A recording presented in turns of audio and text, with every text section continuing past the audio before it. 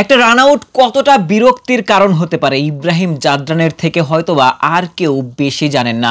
ইব্রাহিম জাদরান 95 রানে অপরাজিত ছিলেন। সেই সময়টাতে রান আউট হয়ে গেছেন, সেঞ্চুরি বঞ্চিত হয়েছেন, পার্টনারের ভুলে রান আউট। টানা 2 ম্যাচে তিনি 95 রানে আউট হয়েছেন।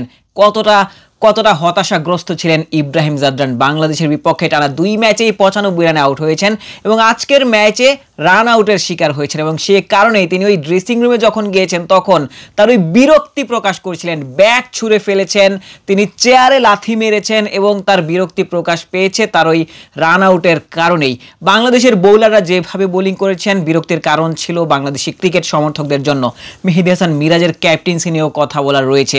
যেভাবে বাংলাদেশ শেষ দিকে বোলিং করেছে, যেভাবে তিনি বোলিং চেঞ্জেসগুলো এনেছেন, সেখানটাতে মিরাজের ক্যাপ্টেন্সি নিয়ে প্রশ্ন করার জায়গা রয়েছে। তিনি নিজেও যেভাবে ডেথ ওভারে বোলিং করেছেন, 67 রান বিলিয়েছেন মেহেদী হাসান মিরাজ। তার 10 ওভারের কোটা তিনি পূরণ করতে পারেনি। 9 ওভার 4 বলেই তিনি 67 রান বিলিয়েছেন। তার ইকোনমি রেটটাও প্রায় 7।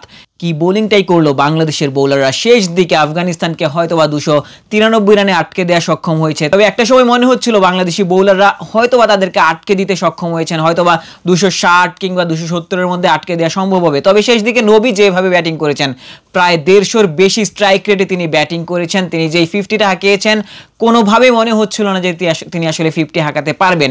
তবে মিরাজ এবং হাসান মাহমুদ যেভাবে বোলিং করেছেন সেভাবেই আসলে মোহাম্মদ নবী তাদেরকে বেধড়ক পিটিয়ে আসলে বাংলাদেশের রানটাকে কিংবা বাংলাদেশের টার্গেটটাকে 294 কিংবা 300 রানের কাছাকাছি নিয়ে যেতে সক্ষম হয়েছেন মোহাম্মদ নবী।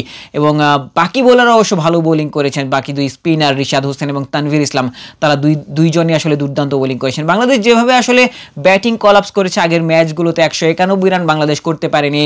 সেই ম্যাচ বাংলাদেশ 80 রানে হারে। এমন অবস্থায় কি করে আসলে বাংলাদেশি সমর্থকরা স্বপ্ন দেখবেন যে আসলে প্রায় 300 ছুঁই টার্গেট বাংলাদেশ চেজ করে ফেলবে? এটি আসলে প্রায় অসম্ভবই মনে হচ্ছে। তবে যেই উইকেটে ব্যাটিং কিংবা যেই উইকেটে ব্যাটিং করেছে আফগানিস্তান দলের ব্যাটাররা, সেই উইকেটে হয়তো বা বাংলাদেশি ব্যাটাররাও ভালো ব্যাটিং করতে চাইবেন। সাইফ হাসানের কথা বলতে হয়, তিনি বল হাতে দুর্দান্ত ছিলেন। সাইফ হাসান 3টা উইকেট তিনি পেয়েছেন। প্রথম 4 ওভারে মনে হচ্ছিল যে তিনি রানই বেলাচ্ছেন না, মাত্র 5 কিংবা 6 রান দিয়ে একটা মেইডেন তিনি নিয়েছেন, 3টা উইকেট তিনি নিয়েছেন। সাইফ হাসান দুর্দান্ত বোলিং করেছেন। তবে মূল কাজটা তার কিন্তু ব্যাট হাতে। তিনি যদি ব্যাট হাতে বড় রান করতে পারেন তবেই কিন্তু বাংলাদেশের জয়ের একটা স্বপ্ন দেখা যাবে। সাইফ হাসানের কাছ থেকে বাংলাদেশ বড় রান প্রত্যাশা করবে, কারণ আগের 2টা ম্যাচে ভালো ইন্টেন্ট প্রদর্শন করেছিলেন সাইফ হাসান। সাইফ হাসান এই ম্যাচটাতে হয়তোবা আরও একটু বড় ইনিংস খেলতে চাইবেন, বাংলাদেশের জয়ের একটা ভিত গড়ে দিতে চাইবেন। তবে টোটাল টিম এফোর্টে বাংলাদেশকে এই ম্যাচটা জিততে হবে। সর্বত্রই বাংলাদেশের টপ অর্ডার কিংবা মিডল অর্ডার কিংবা লোয়ার অর্ডার ব্যাটাররাও যদি আসলে সুযোগটা পায় তখন তাদেরও আসলে জ্বলে উঠতে হবে এই রানটা চেজ করার জন্য। প্রতিপক্ষ দলে রশিদ খান, নাভিদের মতো স্পিনাররা রয়েছেন এবং সেখানটাতেই বাংলাদেশ দলের জন্য ভয়। এবং সেই ভয়টা আসলে আরও একটু বড় যখন শুনবেন বাংলাদেশ আফগানিস্তানের কাছে হোয়াইট ওয়াশ হতে চলেছে ওয়ান ডেতে, যেই ফরম্যাটটা বাংলাদেশ খুব ভালো ক্রিকেট খেলে থাকে।